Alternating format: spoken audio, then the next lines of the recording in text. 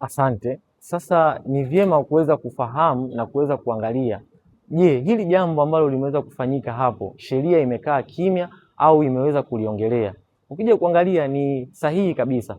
Mtu ameumizwa, mtu amepigwa, mtu ameteswa na amesababishwa madhara. Ukija kuangalia ngozi yake imeharibika, amepata majeraha. Sasa je, watu wengi wanabaki wanajiuliza, kwani sheria haipo au sheria imekaa kimya juu ya hilo swala? Sasa hapa nipo kutoa majibu ya kila mdau yote ambaye alikuwa anauliza kuhusu hilo swala. Ipo hivi, sheria zetu zimeongea kabisa na hazijakaa kimya juu ya hilo swala. Hilo swala limeongelewa kisheria moja kwa moja, na siku ya leo ni vyema kuweza kuchambua ni sheria gani ambazo zinahusika hapo moja kwa moja.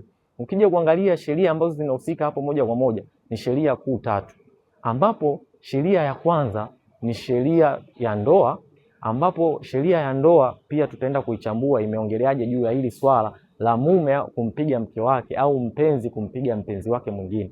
Lakini pia tutaenda kuangalia sheria ya Penal Code, tunasema kwamba ni sheria ya adhabu sura namba 16, ambapo hii imetoa haki jinai zote katika sheria hiyo. Lakini pia tutaenda kumalizia na sheria mama ambayo ni katiba yetu ya Jamhuri ya Muungano wa Tanzania ya mwaka 1977 iliyokuja kufanyiwa marejeo mwaka 2023 na ni sura namba 2. Sasa tukianza kuchambua kwa kuanza kuangalia sheria ya ndoa. Sheria ya ndoa ukija kuangalia kifungu namba 66 kimesema ya kwamba kuwa mume wa mtu au kuwa mume kwa mke wako haikufanyi uwe na haki au na mamlaka ya kumpiga mke wako hata kama atakuwa amekosea. Naomba nirudie tena hichi kifungu. Kuwa mume au tunasema kumuoa mtu na kuwa huyo mtu akawa ni mke wako haikupi mamlaka na haikupi haki ya kuweza kumpiga au tunasema kumnyanyasa hata kama atakuwa amekosa, kwa sababu wewe si mtu ambaye unahusika na kutoa hukumu au tunasema kutoa punishment. Sasa hicho ni kifungu namba 66 kimesema hivyo, lakini hakikuishia hapo na kikasema ya kwamba mila zote ambazo zitakuwa zinaruhusu mke kupigwa au kunyanyasika mwanamke, mila hizo zote zitakuwa ni batili. Ukija kuangalia ndani ya Jamhuri yetu ya Muungano wa Tanzania, kuna baadhi ya mila ambazo zinasema ya kwamba kumpiga mwanamke au kumpiga mke ndio ishara ya upendo. No, no, no, no, no, no. Naomba niseme ya kwamba sheria yetu ya ndoa kwa kupitia kifungu namba 66 kimekataa kabisa, kimesema ya kwamba mila zote ambazo Jamhuri yetu ya Muungano wa Tanzania, kuna baadhi ya jamii zinasema ya kwamba kumpiga mke au kumpiga mwanamke ni ishara ya upendo. Si kweli, la hasha. Hizo mila zote zinazoruhusu hilo jambo si mila sahihi na zinakiuka haki za binadamu. Hivyo mila hizo zote zitakuwa ni mila batili. Ukija kuangalia sheria yetu ya ndoa imesema hivyo. Lakini hatutoishia hapo. Ukija kuangalia sheria ya kanuni ya adhabu, tunasema sheria ya adhabu sura namba 16 iliyofanyiwa marejeo mwaka 2023, tukianza na kifungu namba 240 kinasema ya kwamba kumpiga mtu mwingine, iwe ni mke wako, rafiki yako au mtu yoyote, hilo ni kosa kisheria. Hilo ni kosa kisheria. Na ukija kuangalia kwa Kiingereza hilo kosa linaitwa assault, lakini kwa Kiswahili tunasema kwamba hilo kosa linaitwa ni shambulio la mwili. Sasa basi ukija kuangalia kifungu namba 241 cha sheria ya adhabu kinasema ya kwamba kumpiga mtu mwingine unaweza ukahukumiwa kwa miaka 5 ikiwa haujamsababishia maumivu makubwa au majeraha makubwa. Lakini kifungu namba 225 kinasema ya kwamba ukimpiga mtu na ukamsababishia kitu kimoja kisheria kinaitwa grievous harm, basi utakuwa liable na utahukumiwa kwa miaka 7. Sasa basi ni vyema kuweza kuangalia sheria zetu zinavyosema na sheria zetu zinatoa hukumu gani kwa mtu ambaye anampiga mwenzie bila ya kuangalia sheria inasemaje. Sheria zinasema hivyo, utahukumiwa miaka 5 mpaka miaka 7. Lakini si hivyo tu, kumpiga mtu si vizuri kiroho, pia kisheria, kidini inakataza kabisa. Na ukija kuangalia tena watu ambacho hawafahamu hivi, unajua kwamba kumpiga mtu inaweza ikakusababishia ukahukumiwa kwa kosa la mauaji.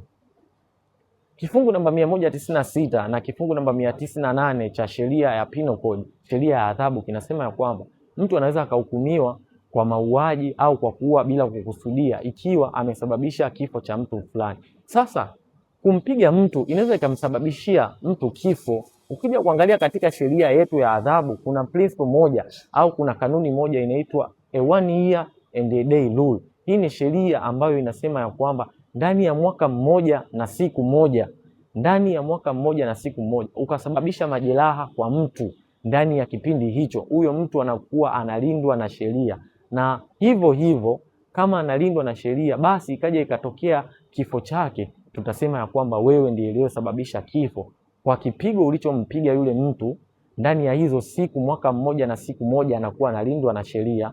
Na ambapo akaja akafariki ndani ya hiyo siku, basi utaweza kuhukumiwa kwa kosa la mauaji au kwa kuua bila kukusudia, kwa sababu kitendo chako cha kumpiga yule mtu ambaye kwa sasa ni marehemu kimeweza kupelekea mtu huyo akaweza kufariki. Hivyo basi ni vyema na kuwa makini kwa namna moja ama nyingine, kuto kushiriki katika hizo tabia, katika hizo mila za kuweza kumpiga mwanamke. Mwanamke na yeye ni binadamu kama binadamu wengine. Ukija kuangalia katiba yetu ya Jamhuri ya Muungano wa Tanzania, ibara ya 13 imesema hivi: inabidi kuwe na haki na usawa wa watu wote, ambapo hairuhusiwi kumweza kumnyanyasa mtu au kumpiga mtu kisa jinsia yake, eti kwa sababu yeye ni mwanamke au yeye ni mwanaume ndio uweze kumshambulia au kumpiga. Hilo ni kosa kisheria.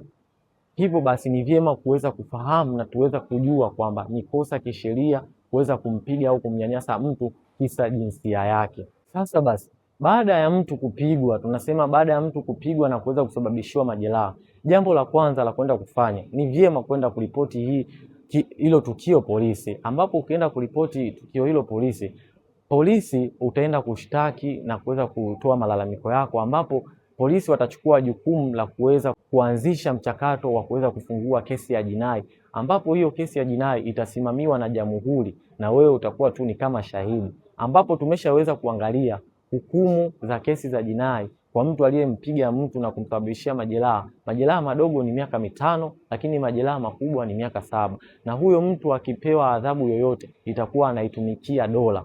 Sasa basi, ikiwa ni mtu umepigwa lakini unataka yule mtu ambaye amekusababishia kipigo awajibike kwako na sio kwenda kuwajibika kwa dola, au awajibike kwa dola na aje kuwajibika kwako, unaweza ukasubiria baada ya ile kesi yake ya jinai au tunasema ile hukumu yake labda miaka 5 au 7 kuisha, baada ya kutoka gerezani ukaweza kwenda kumfungulia civil suit, kesi ya madai ya kuweza kusema ya kwamba kipigo chake unaiomba mahakama, kile kipigo alichoweza kukupiga kimeweza kukusababishia baadhi ya madhara, ambayo hayo madhara yanaweza yakawa ni general damage au specific damage. General damage ni yale madhara yote ambayo umeyapata baada ya kupigwa, kile tu kipigo, maumivu, zile zote ni general damage, ambapo unaiomba mahakama yule mtu imuamuru aweze kulipa fidia.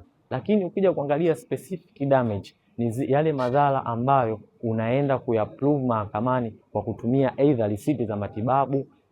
Lakini pia unaweza ukaenda mahakamani na kuweza kuthibitisha ya kwamba wewe sura yako ndio unaweza kuitumia kupata pesa, kwamba wewe labda ni ambassador wa brand tofauti tofauti. Ukija kuangalia yule mtu pia ni celebrity ambaye kwa nafasi moja ama nyingine ni rahisi sana kuwa kama ni ambassador wa baadhi ya kampuni, labda tunasema kampuni za cosmetics.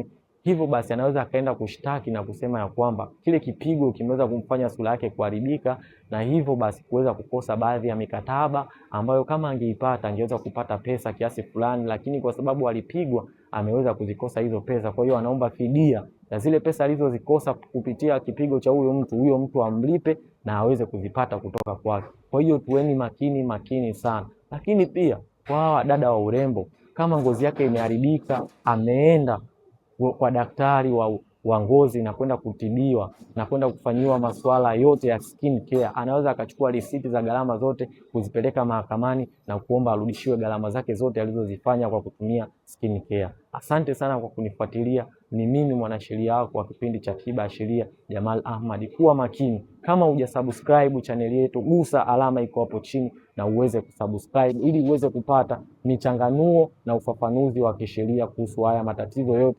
yanayoikumba jamii. Asante sana, kuwa makini, usiweze kupoteza haki zako.